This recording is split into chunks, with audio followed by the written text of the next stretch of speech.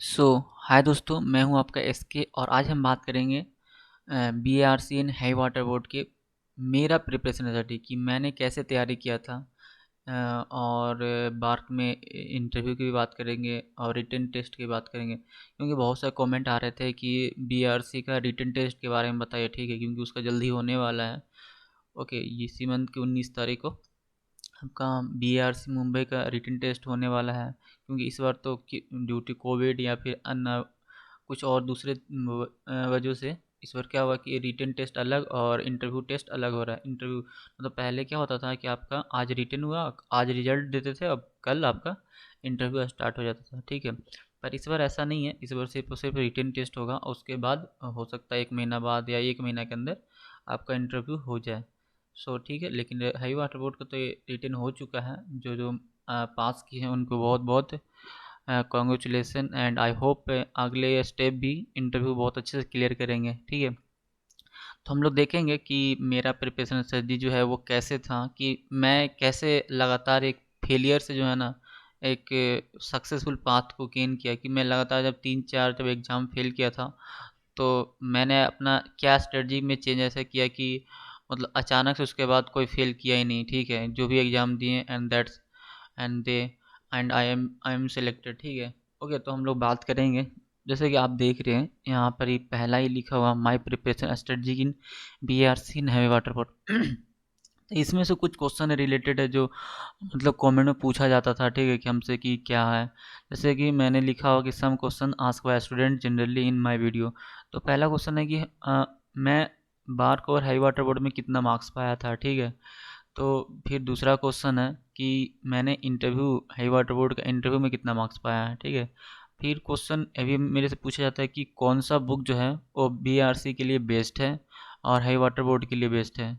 कौन सा एमसीक्यू है, या फिर अगर हम एमसीक्यू के अलावा भी जनरल बुक की बात करें जो रिटन टेस्ट एंड इंटरव्यू के लिए बेस्ट है, हम उसकी भी बात करेंगे। ठीक है, फिर है कि वही आगे वाला बात किया गया है कि इंटरव्यू के लिए जैसे कि आपका इंटरव्यू जो है BRC heavy water board and NFC और आईजी का प्रिपरेशन इंटरव्यू प्रिपरेशन स्ट्रेटजी सबका सेम होता है। ठीक है, अगर आप किसी जैसे कि मान लेते हैं अगर हम कि कोई इक्विवेलेंट लेंथ के बारे में पूछा है, तो बार के लिए क्वेश्चन आंसर अलग होगा, हैवी वाटर बोर्ड के लिए अलग होगा, एनएफसी के अलग हो, ऐसा नहीं होता है। ठीक है, तो सबके लिए सेम है, इसलिए मैंने सबको एक साथ लिख दिया हूँ कि अगर आप बेसिकली डीएई का जितना डिपार्टमेंट है अगर आप वो पूछते हैं या फिर कहीं भी पूछते हैं, ठीक है, तो ये सबसे बेस्ट तरीका है बताने का। ठीक है, क्योंकि इसका इंटरव्यू का लेवल काफ़ी हाई होता है। अगर आप यहाँ दे पाते अच्छे से बता पाते हैं, तो वो हर जगह आप बहुत अच्छे से बता बता सकते हैं उसे। ठीक है, फिर था कि मेरा प्रिपरेशन का जो टाइम टेबल था वो कैसे था, कि मैं कैसे लगातार फेलियर से लगातार एक सक्सेसफुल की तरफ बढ़ा था। ओके, तो हम आगे बढ़ते हैं और हम देखते हैं कि कौन सा बुक पहले है। पहला है कि which book use you have to read and reading style. कि पहला है कि कौन कौन सा बुक हम पढ़ते थे और कौन मेरा स्टाइल पढ़ने का क्या था। तो जैसे कि आप देख रहे हैं OP Gupta and unit operation of chemical engineering. ठीक है, तो बेसिकली ये दो बुक हैं जो मेरे पास काफ़ी ज़्यादा थे। और इसमें एक बुक मेरा ये था के गवाने का भी बुक है जो काफ़ी हेल्पफुल साबित हुआ था हमारे लिए। ठीक है, इनिशियली क्योंकि जब आप पढ़िएगा जब मैकवा स्मिथ का, ठीक है, मैकल स्मिथ का जब शुरू में आप बुक पढ़िएगा तो बिल्कुल समझ में आने की बात नहीं है। आना ऐसे समझ सकते हैं, ऐसा नहीं है, लेकिन शुरू में तो बिल्कुल लोगों को समझ में नहीं आता था। इसीलिए जब मैं बुक खरीदा था तो 1 साल तो मैं पढ़ा ही नहीं था। शुरू में देखा कि क्या है कैसे है, फिर मैं पढ़ना बंद कर दिया। फिर मैं उसके बाद निकाला इस बुक को और पढ़ा था। तो मैं यही बात बताऊंगा कि जैसे कि आप ओपी गुप्ता की बात करते हैं कि वो एमसीक्यू के लिए कौन सा बुक सही है। आपको उस एमसीक्यू के लिए ओपी गुप्ता सही है, बिल्कुल सही है। आप चाहे बीएआरसी का रिटन टेस्ट दीजिए या किसी और का रिटन टेस्ट दीजिए, आप ओपी गुप्ता को पढ़ के जाते हैं, अच्छे से पढ़ के जाते हैं, तो बिल्कुल आपका ये रिटन टेस्ट आराम से निकल जाएगा। ठीक है, लेकिन ये हम गारंटी के साथ नहीं कर सकते, ठीक है, कि क्या निकलेगा नहीं निकलेगा। अगर आप केमिकल इंजीनियरिंग पर ओपी गुप्ता का रिटन टेस्ट निकलने का पूरी संभावना है, क्योंकि बहुत सारे क्वेश्चन रहते हैं, इसके हर एक एंगल से क्वेश्चन रहते हैं। हाँ, इसमें कुछ आंसर गलत भी होते हैं, बट डोंट वरी, अगर आप अच्छे से पढ़ते हैं तो एक ही क्वेश्चन 2-3 बार 2 बार रिपीट रहता है, तो आप कर सकते हो उसको। कैसे कैसे कैसे करना नहीं करना। तो हम सबसे पहले रिटन टेस्ट की बात करते हैं कि रिटन टेस्ट में आखिर देखिए, मैं एक चीज़ में स्पष्ट रूप से क्लियर करना चाहता हूँ आप क्या चाहते हैं, आपको सिर्फ रिटन टेस्ट निकालना है या फिर इंटरव्यू निकालना है या फाइनल सिलेक्शन चाहिए। दो चीज़ में से एक चीज़ क्लियर कर लीजिए कि आपको फाइनल सिलेक्शन चाहिए या फिर रिटन टेस्ट। ठीक है, तो अगर आपका जवाब सिर्फ और सिर्फ रिटन टेस्ट है तो बिल्कुल आप उपयुक्तता पढ़िए, आपका निकल जाएगा। अब इसका मतलब ये नहीं कि आप बेसिक नॉलेज नहीं रहा, थोड़ा बहुत किताब पढ़िएगा तो आप बिल्कुल निकल सकता है वहाँ पर ही इस तरह के, क्योंकि बीआरसी का जो रिटन टेस्ट होता है उसका जो क्वेश्चन होता है वो ज़्यादा से ज़्यादा एक एक लाइन का होता है। मतलब एक एक लाइन का होता है और सिंपल सिंपल आंसर होता है, कोई बना के आ सकता है। लेकिन ऐसा नहीं है, क्योंकि 10 सीट रहता है, 60 लोगों का सिलेक्शन होता है, तो वहाँ करीब 500 लोग पहुँचते हैं। तो क्या वो लोग उपयुक्तता नहीं पढ़ते, पढ़ते हैं, बिल्कुल पढ़ते हैं। तो वही हो सकता है वो लोग काफ़ी गलत भी करें, क्योंकि इसमें नेगेटिव मार्क्स भी होते हैं। ठीक है, रिटन टेस्ट में यहाँ पर ही नेगेटिव मार्क्स भी होते हैं, तो उसके लिए भी प्रिपेयर रहिएगा कि आप कोशिश कीजिए कि नेगेटिव ना कीजिएगा। ठीक है, क्वेश्चन काफ़ी इजी रहता है इसमें। बीआरसी का जो रिटन है उसमें मैंने देखा था कि टोटल 40 क्वेश्चन पूछे थे। 40 क्वेश्चन में क्या हुआ था कि 30 क्वेश्चन तो ऑन एन एवरेज जो है ना हर लोग बना सकता है, अगर नॉर्मल है, अगर एवरेज स्टूडेंट है, पढ़ने में अगर सही है, केमिकल इंजीनियरिंग के बारे में थोड़ा सा बेसिक जानता है, तो 30 क्वेश्चन जो है ना आराम से बन सकता है। अब बच जाता है 10 क्वेश्चन, 10 क्वेश्चन में ही फाइटिंग है। 10 क्वेश्चन में अगर 5 क्वेश्चन सही बना दिए हो जाएगा। और उसमें क्या करते लोग कि उसमें अगर 10 क्वेश्चन में 5 बनाते हैं, 5 गलत करते हैं, तो भी गलत है। तो आप कोशिश कीजिएगा कि जितना सही हो वही अटेम्प्ट कीजिएगा जहाँ तक हो सके, क्योंकि मैं भी था तो 40 क्वेश्चन था, उसमें 38 अटेम्प्ट किया था, 2 नहीं अटेम्प्ट किया था, क्योंकि मैं नहीं चाहता था कि गलत हो या फिर किसी और तरह से। मैं उसमें काफ़ी सीरियस था। तो जैसे कौन कौन सब्जेक्ट जनरली आ सकते हैं, तो आ सकता है आपका हीट ट्रांसफर से आ सकता है, मास ट्रांसफर से आ सकता है, फ्लूइड मैकेनिक्स से आ सकता है, सीआरई से आ सकता है, और इंस्ट्रूमेंटेशन से कभी कभी आ सकता है, और आपका मैकेनिकल से भी आता है, मैकेनिकल से। और एक है आपका थर्मोडायनेमिक, तो उससे तो पूछता ही पूछता है। और कभी कभी इंस्ट्रूमेंटेशन से एक दो क्वेश्चन पूछ दिए कि pressure measurement instrument, temperature measurement instrument, या फिर लेवल मेजरमेंट, इस टाइप का क्वेश्चन पूछ देते हैं। ठीक है, तो इसमें कोई बड़ी बात नहीं है, ये नहीं पूछेंगे कि आपके कि फर्स्ट ऑर्डर क्या है, सेकंड ऑर्डर क्या है, या फिर पीआई कंट्रोलर, पीआईडी कंट्रोलर, इस तरह के वहाँ क्वेश्चन एक्सपेक्टेड ना ही के बराबर है। ठीक है, ये तो आपका ये सब चैप्टर हैं, अगर उपयुक्तता से पढ़ते हैं तो भी सही है। लेकिन मैं तो एक चीज़ में फिर से कहता हूँ कि आपका क्या एम क्या है। अगर आप रिटेन चाहते हैं तो बेसिकली आप जाइए यूनिट ऑफ एसम मैक स्मिथ लीजिए। आपको इनिशियली जो है ना बहुत थोड़ा बोरिंग टाइप का लगेगा, ये लगेगा कि बहुत हार्ड है, या फिर कभी कभी ऐसा भी हो जाता है ना कि मैकवा स्मिथ के बारे में कॉन्सेप्ट ये बना दिए कि ये तो बीटेक वाले हैं, तो हमारे लिए तो है नहीं, डिप्लोमा के लिए तो बहुत ज़्यादा हार्ड है। लेकिन रियली मैं बताता हूँ कि मेरे को भी शुरू में ऐसे लोग बताए थे। मैं भी शुरू में एक आधो एक बार देखा यार समझ में नहीं आ रहा है, ठीक है, तो मैं भी रख दिया। फिर मैं बोला कि नहीं, मैं यही पढ़ूंगा, क्योंकि इसका जो बताने का तरीका है ना, कोई एरिया नहीं छूटे। जैसे आप की गंवाने के लिए लीजिएगा, मैं एक एग्जांपल बताता हूँ कि कैसे ये डिफरेंस है। जैसे कि हम बात करते हैं के ज़माने में कि मैक नंबर पढ़ते हैं या फिर कोई चीज़ और पढ़ते हैं। हम लोग क्या पढ़ते हैं कि एक पाइप है और पाइप के अंदर फ्लूइड फ्लो कर रहा है, यही होता है ना। ये के ज़माने में बताया है कि फ्लूइड जो है वो हमेशा जो है पाइप के अंदर ही फ्लो करेगा या ओपन चैनल में फ्लो करेगा। लेकिन आप कभी ऐसा देखें या फिर ऐसा कभी के ज़माने में सुने कि एक फ्लूइड जो है ना वो फ्लूइड स्टेशनरी है और उसमें सॉलिड फ्लो कर रहा है, सॉलिड मोशन में हो। हम लोग जनरली क्या देखते हैं कि अ, उम, मतलब सॉलिड जो है स्टेशनरी है और फ्लूइड फ्लो कर रहा है। ओके, सॉलिड स्टेशनरी है एंड फ्लूइड आपका जो है वो फ्लो कर रहा है, तो ऐसा नहीं है। तो हर चीज़ ये चीज़ जो है ना वो उसको काफ़ी डिफरेंट बनाता है। तो मैकस में तो ये जो नज़रिया है बताने का ना, वो बहुत डिफरेंट होता है। जैसे कि आप देखे होंगे, इसका एग्जांपल मैं बताता हूँ। जैसे कि एयर जो है हमारे इन्वायरमेंट में क्या है, एयर स्टेशनरी मानते हैं, और उसमें क्या हुआ, हमारा जो एरोप्लेन है वो है सॉलिड है, वो फ्लो कर रहा है, मतलब मोशन में है। तो ये जो कॉन्सेप्ट है, जो सोचने का तरीका है ना, ये सिर्फ यूनिट ऑपरेशन के जो मैकमो स्मिथ है ना, वो हर एक एंगल से सोच के बताता है।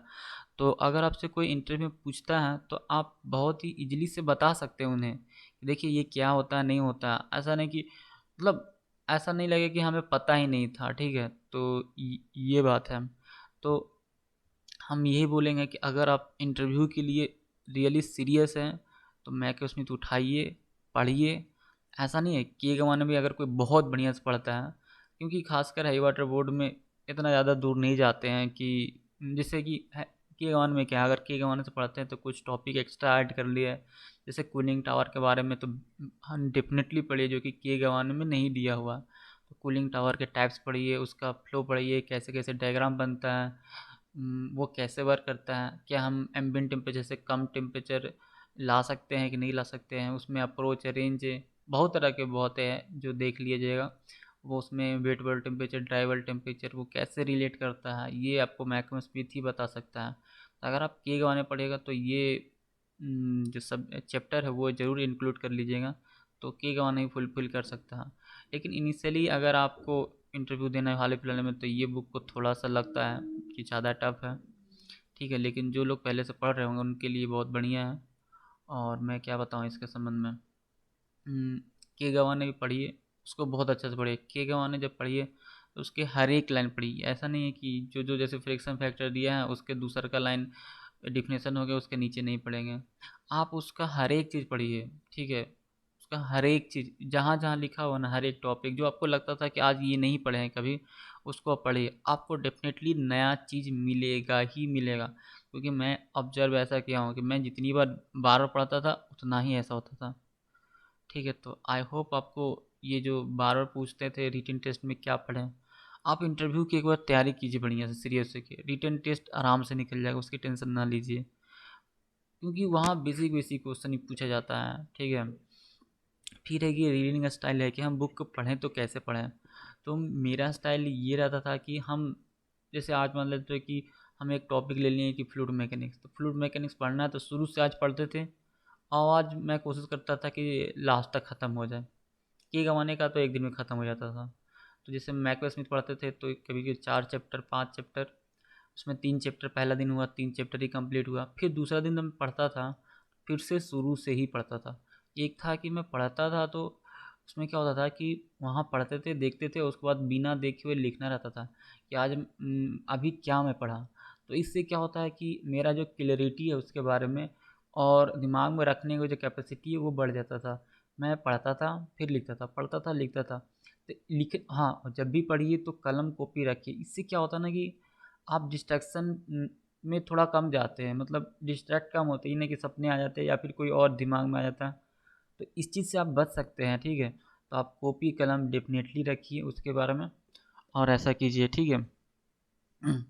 तो मेरा रीडिंग स्टाइल यही था कि मैं एक जैसे एक फ्लूइड मैकेनिक्स पढ़ा, आज से शुरू किया लगातार, लास्ट तक पढ़ा, शाम तक पढ़ा, और रात को मैं जनरली आराम से पढ़ता नहीं था, ठीक है, बस बात करता था। इसके बारे में बताएंगे हम। फिर था आपका कि फिर दूसरा दिन पढ़ा, फिर से शुरू से पढ़ा, फिर दूसरा तीसरा दिन पढ़ा, फिर से शुरू, तो ऐसे करते जो लास्ट दिन आता था पाँचवा दिन, वो पूरे चैप्टर सब्जेक्ट को जो ना कवर कर लेता था। ओके। अब है कि which subject you must be read carefully. तो देखिए आपको मैं भी बता रहा था वही बारे में कि आप लिखिए, पढ़िए, लिखिए, पढ़िए, लिखिए, पढ़िए, लिखिए, हर चीज़ को, चाहे डिफिनेशन हो, डिफिनेशन की बात करें, फिगर की बात करें, या फिर डिराइवेशन की बात करें। डिराइव तो बहुत ही चीज़ की, हाँ, क्योंकि डिराइव जो है ना वो क्या करता है, आपका कॉन्सेप्ट को क्लियर कर सकता है, ठीक है। लिख लिया, derive you must do which clear your concept, तो वो कॉन्सेप्ट को क्लियर कर देता है, तो इसलिए आप डिराइवेशन भी कीजिए। हाँ, डिराइवेशन मतलब बड़े बड़े डिराइवेशन नहीं, जो छोटा छोटा डिराइवेशन है और बहुत इजीली पूछा जा सकता है, जैसे बर्नौली इक्वेशन का है, तो इससे एक्सपेक्टेशन तो है ही पूछेगा ही पूछेगा। जो जो छोटा छोटा मतलब एक पेज में हो जाता है, 1.5 पेज में, जैसे कि वेंचुरीमीटर है, मास फ्लोरोमी वेंचुरीमीटर और फेस मीटर, इस सब का डिटेक्शन कीजिए, ये सबसे पूछा जा सकता है, क्योंकि ये बहुत ज़्यादा हाईलाइट है। अब ये नहीं पूछा कि वहाँ पर Mach number of theoretical plate निकालने के मैक स्मिथ जो मेथड है वो प्रूव कीजिए, इस टाइप का नहीं, जो लंबे लंबे है, लेंदी लेंदी नहीं, बिल्कुल नहीं। हाँ, ये पूछ सकता है आप जॉनसन फैक्टर कैसे निकालते हैं, ठीक है। वो तो इस तरह से क्वेश्चन पूछे जा सकते हैं। फिर है कि आप ये सब डिराइव करने के बाद, रीड एंड राइट करने के बाद, मैं अपने दोस्तों के साथ डिस्कस करता था। मैं पता नहीं कि सुबह पढ़ता था और शाम को ख़त्म, मैं रात को टॉपिक नहीं पढ़ता था, ठीक है। तो मैं रात को अपना फ्रेंड के साथ डिस्कस करता था और उसकी चीज़ पूछता था कि क्या वो जानता है या नहीं जानता है, ठीक है। तो रात को माइंड को भी आराम चाहिए, तो एक दोनों चीज़ हो जाता था कि माइंड को आराम भी मिल गया, प्लस में मेरे को क्या हुआ कि एक नया टॉपिक डिस्कस भी कर लिए अपने दोस्तों के साथ, ठीक है। तो फिर है कि आप जब पढ़िए, जब एक बार पढ़िएगा, दो बार पढ़िएगा, तो ये कोशिश कीजिए कि इससे नया टॉपिक रिलेट कैसे करें हम, मतलब नया क्वेश्चन बनाए तो बनाए कैसे। तो वही है, क्यों, कैसे और क्या, क्या के कॉन्सेप्ट जो है ना, ये कन्फ्यूजन को दूर कर देता है कि इसका नया टॉपिक या नया क्वेश्चन क्या पूछा जा सकता है। फिर है कि कौन कौन जनरली बताना, वही बताया था, हीट ट्रांसफ़र का है, मास ट्रांसफ़र का, केमिकल रिएक्शन इंजीनियरिंग है, फ्लूइड मैकेनिक्स एंड थर्मोडायनेमिक, ये सब बेसिक क्वेश्चन है जो इंटरव्यू पॉइंट ऑफ व्यू से बहुत ज़्यादा इंपॉर्टेंट है। खासकर बीएआरसी में तो डायरेक्ट पूछ देते हैं कि what are your favourite subject, write on your book board. तो वहाँ पर ही आप जनरली हीट ट्रांसफ़र अच्छा है तो लिखिएगा, जो हर कोई लिखता है, heat transfer, mass transfer, reaction engineering, fluid mechanics, thermodynamic, हर कोई लिखता है। तो एटलीस्ट वहाँ पर कोशिश कीजिएगा 4 या 5 सब्जेक्ट लिखिएगा, वो बोले देंगे भी। या फिर हाई वाटर बोर्ड या फिर कहूँ पूछते हैं, एक सब्जेक्ट मत लिखिए या 2 सब्जेक्ट मत लिखिए, नहीं, क्योंकि उसमें बहुत ज़्यादा डीप चले जाएंगे, जो कि आपको डेफिनेटली पता नहीं होगा। क्योंकि देखिए, वो लोग एक तरह से साइंटिस्ट हैं, वो जो उनका बहुत एक्सपीरियंस होता है, 10 साल, 20 साल, 30 साल, किसी को इतना इतना एक्सपीरियंस रहते हैं। तो वो लोग को नॉलेज बहुत ज़्यादा डीप है, ठीक है। तो अगर आप सब्जेक्ट कम देते हैं, क्योंकि उन लोगों का टारगेट रहता है कि हर एक एंगल से आपको परखे, तो अगर आप एक ही सब्जेक्ट दिए तो वो सोचेंगे बिल्कुल इसमें डीप स्टडी किया होगा। ओके, तो ये सब से बचिएगा, और ज़्यादा से ज़्यादा तो कम से कम 4 या 5 तो लिखिएगा, ठीक है। फिर है कि मैंने मार्क्स से जो है ना, वाटर बोर्ड में कितना पाया था, बार्क में कितना पाया था। तो 2019 के टाइम में मेरा जो रिटन टेक्स्ट का मार्क्स था वो 49.5 था, और इंटर में मार्क्स आया था 64% आया था। और बार्क जो है अपना मार्क्स को शो नहीं करता, तो उसके बारे में तो पता नहीं है। ये रिटन टेस्ट का मार्क्स भी काफ़ी अच्छा था, क्योंकि 50 के बाद जो है ना, लगभग 4-5 स्टूडेंट का ही, 5-6 स्टूडेंट का ही था। बाकी ऑन एन एवरेज आपके 45, 42, 35 से नीचे था, ठीक है, बहुत लोगों का। तो काफ़ी अच्छा स्कोर कर पाए थे उस समय, क्योंकि इस बार तो स्कोर काफ़ी हाई चला गया, 100 में चला गया। तो इस बार क्वेश्चन का लेवल थोड़ा सा पिछले से काफ़ी इजी पड़ गया होगा, क्योंकि पिछले बार न्यूमेरिकल काफ़ी क्वेश्चन थे, स्टोइकोमेट्री से या फिर नॉन टेक्निकल में भी काफ़ी था। ओके, आपका फिर टेक्निकल में भी था, मैथ था, रीजनिंग था, ये सब थोड़ा पिछली बार ज़्यादा था, ठीक है। तो ये आपका कॉन्सेप्ट क्लियर है। फिर तो मैं बताया था कि मैंने 3 मंथ में कैसे 3 ऑफर लेटर प्राप्त किया था, जैसे कि आईओसी से आया था, बीआरसी का आया था और हैवी वाटर बोर्ड से आया था। तो मैं 2017-18 में था, तो सिर्फ एक अप्रेंटिस ही कर पास कर पाया था, तो जो हल्दिया से मैंने किया था। फिर क्या हुआ कि मैंने एमआरपीएल में फेल कर गया, एनपीसीएल में, एनएफएल में, डीआरडीओ, इसरो, आईजेगा, सब में फेल गया हूँ। ये सब वजह क्या है ना, ओपी गुप्ता। ओपी गुप्ता जो है ना, आपको नया चीज़ सोचने से मजबूर नहीं कर, ओपी गुप्ता आपको नया चीज़ सोचना ही बंद करवा देता है। ये इसका डिमेरिट बहुत ख़राब है। जैसे कि आईजीकार में क्वेश्चन पूछा गया था मेरे से कि अगर प्रेशर रिड्यूस टू जीरो करेंगे तो क्या होगा, वो आइडियल गैस मतलब बन जाता, जो कि ओपी गुप्ता से हमको नहीं समझ में आ रहा था कि, लेकिन जब किताब पढ़ते हैं तो डायरेक्ट ये क्वेश्चन दिया हुआ है, ठीक है, कि किताब में कहाँ पर दिया हुआ है, तो बहुत ज़्यादा ज़रूरी पड़ता है। तो मैंने ये सब जब फ़ेल किया तो हमें लगा कि नहीं यार, ये मैं सही नहीं कर रहा हूँ। तो मैंने किताब पढ़ना शुरू किया था। देखिए, फिर मैं अपना रूल जो फ़ॉलो किया कि आज पढ़ना है, फिर कल पढ़ना है, परसों, लगातार 5 दिन एक ही टॉपिक को बार-बार पढ़ना है। उससे इन्फॉर्मेशन ऐसा हुआ कि उसके बाद से जो भी एग्ज़ाम दिए, जैसे जैसे पहला एग्ज़ाम दिया हम एचपीसीएल का, फिर हाई वाटर बोर्ड का दिया, फिर बीएआरसी का दिया, फिर मुंबई का दिया, फिर मैसूर का दिया, फिर हल्दिया का दिया और गुजरात रिफाइनरी का दिया। ऑल सेलेक्टेड, सब में हुआ। मतलब कहने का मतलब, आप एक बार मेहनत कर देखिए, वो जो कंटिन्यूस 5 डे वाला जो है, वो डेफिनेटली जो है ना, मतलब थोड़ा सा बोरिंग हो सकता है, ये हो सकता है, लेकिन एक बार आप पढ़ना तो शुरू कीजिए, उसका परफॉर्मेंस इतना अच्छा देता है, मतलब देखिए कैसे रिजल्ट हुए हैं, ठीक है। तो बहुत ज़्यादा इम्प्रूवमेंट है, आप ज़रूर उसको कीजिए, ठीक है।